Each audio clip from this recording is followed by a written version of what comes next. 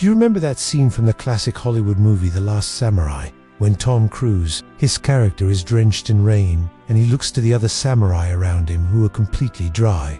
Of course you do. It was an epic scene. But what made it possible? What did the samurai do to stay dry in the rain?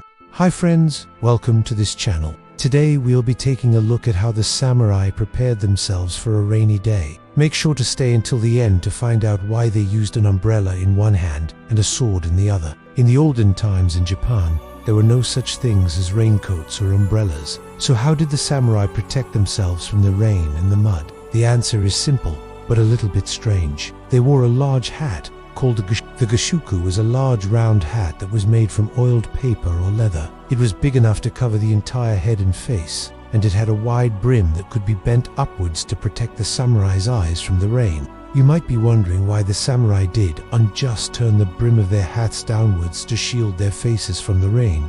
After all, that's what we do with our umbrellas today. Well, that's a great question. You see, the samurai were trained to fight with two hands. Turning the brim of their hats downwards would have made it difficult for them to grip their swords properly. And since the samurai always carried their swords with them, they needed to keep their hands free to defend themselves at a moment's notice. The samurai also wore special waterproof makeup to protect their skin from the rain. This makeup was made from a mixture of rice powder and water, and it was applied to the face and neck to create a barrier between the samurai and the rain. Some samurai even wore a type of raincoat made from oiled silk. However, this type of raincoat was more of a luxury item than a necessity, and only the wealthiest samurai could afford to wear them. But what about their armor? How did a samurai keep their armor from getting wet in the rain? Well, that was a much bigger problem. You see, the samurai's armor was made from leather and metal, and it took months to craft. If it got wet, it would rust and become useless.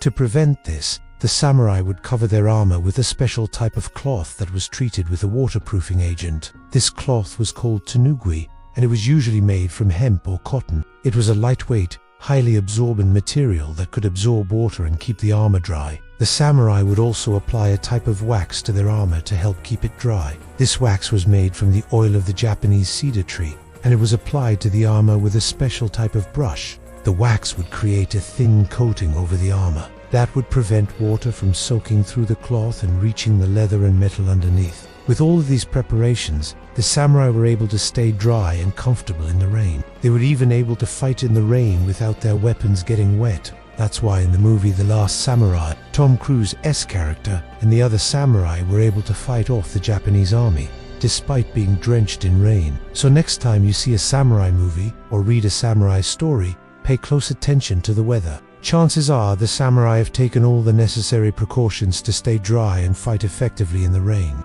That's all for today, friends.